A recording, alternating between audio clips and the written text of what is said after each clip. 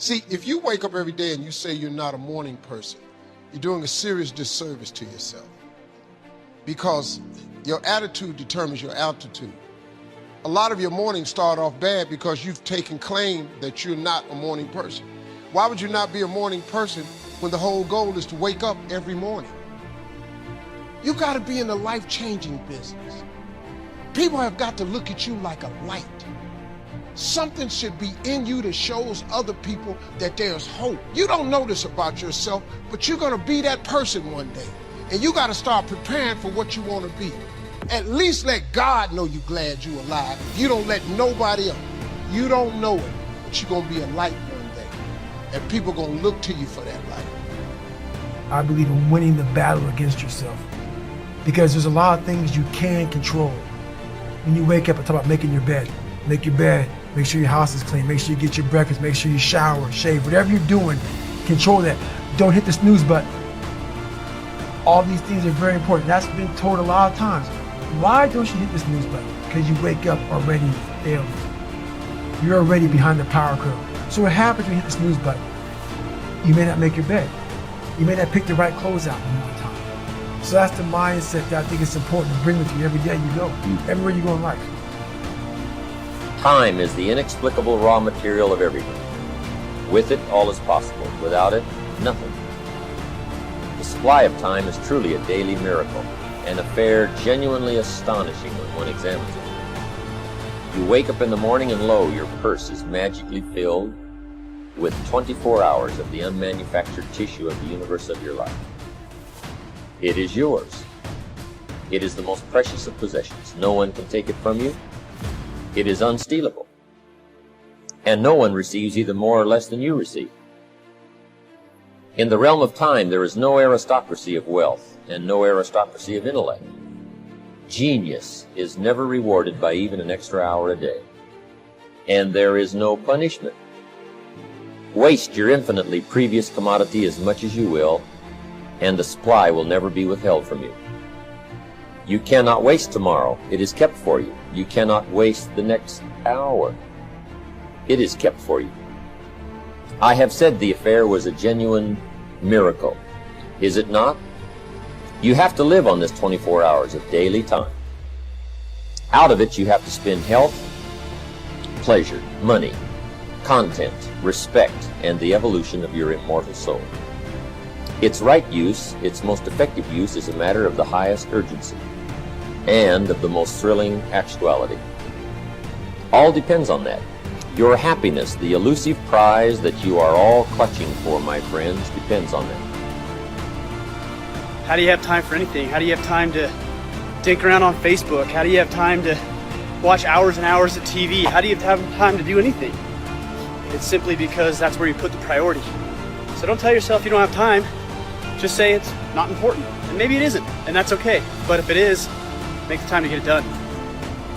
If you do what is easy, your life will be hard. Complain, point at your circumstances, give up your power, blame the government. If you do what is easy, your life will be hard. But if you do what is hard, your life will be easy. It's hard to make a radical change in your behavior. It's hard to take ownership. It's hard to swallow the bitter pill that wherever you find yourself, at some point in time, you made an appointment to be there. That's hard. Remember how you had a job interview for a job? We've had several of them in our lives. What did you do the night before that job, weeks before the job interview? You knew you had it. You prepared you had a bowl out for your oatmeal, your cereal, whatever you had in the morning time. Your coffee cup was out. Your clothes were laid out. You studied, you rehearsed, you were ready. You brought your best self. You were going to war with yourself because you wanted that interviewer to see your best self. You won. You got the job. After a few months in that job, you look around. I got the job. You start to back off. The clothes aren't out. Hitting the snooze button. You don't get up on time anymore. You realize that you can still have this job and not be your best self. The interview you is gone. You have your job, but the interview you is gone. So winning the battle in the morning time is just that. is that you wake up in the morning time and you own all this stuff, because once you leave your house, the world then gets at you. And that's why I believe in not getting up in the morning time and checking your phone immediately. Everybody does that. They get up, the first thing they do is grab their phone, look at the phone. Maybe bad news on there. So how's your day start off? I don't go to the gym. You're caught up now on that phone. That's how your day starts. You lost control. So once you win that battle in the morning time, then once you go out, now you've won. You go outside your house, you may lose your job, you may have a bad hit, but you won something. So you're going into battle having already won something. Having already won. So then, if you hit the snooze button, you go out, you just defeated already. You're behind the power curve. Now you've won something. You feel better about yourself.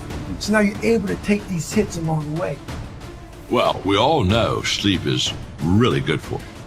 In fact, I cheat myself because I could probably, if I could sleep a little longer, I would probably be better, because all medical science tells you that how important, 7-8 hours of sleep is for each person. What I want to say to you is, when you wake up. Don't sleep during the day. Don't get a little bit unconscious and let life pass you. Be intentional. Go for it. Be in the moment. Be alert. Be aware. Seize the time. We don't have much of it. I guess what I'm really saying is, when you're awake, stay awake. Then when you sleep, it's a little bit more legal.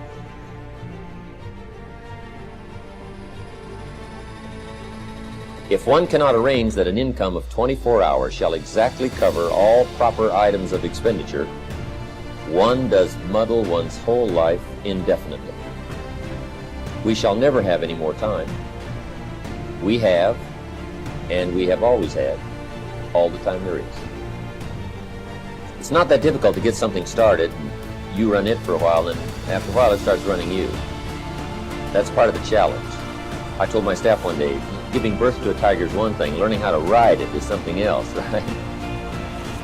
Sometimes you start it and then it turns around and starts giving you all kinds of trouble. If you're working already 8-10 hours a day, that's about it. You just can't work much more than that. Bursts at a time, you can work 12, 14, 16, right? And I'm sure we've all learned to do that, put in the extra time. But after a while, you pretty well have to put your life in balance, or your health is in jeopardy, and your heart's in jeopardy, your blood pressure's in jeopardy, a lot of things, if you don't stay in balance. So you don't have to put any more hours, probably. All you have to do is just make better use of the hours. A cliche we've all heard. It's not the hours you put in, it's what you put in the hours that counts. It's an urge. Truth be told, every champion has felt it. Every president has felt it. Every king has felt it. Every lion has felt it. Every winner has felt it. Every soldier has felt it. Every victorious person has felt it. The urge to quit. Don't you give up on your dream. I don't care if you don't have the money, you don't have the help, and you don't have the family for it, and you don't have the background for it, and you don't have the friends for it. Don't you give up on your dream. Don't you do it. Don't you do it. Don't you do it. It may take you twice as long. You may have to take courses and classes. You might not read as fast. You might not move as quick. You might not have as much, but don't you quit. Don't you quit. Don't you quit. You do make a difference. You do make a difference. You do make a difference. As weak as you are, as tired as you are, as many mistakes as you made, you do make a difference. There is something they would lose if you were not there. There was something that they would miss if you were not there. You do make a difference. You do make a difference. You do make a difference. Keep hopping. It's for people that are trying to hop their way back home. Come hell or high water, doing the best they can with what they got.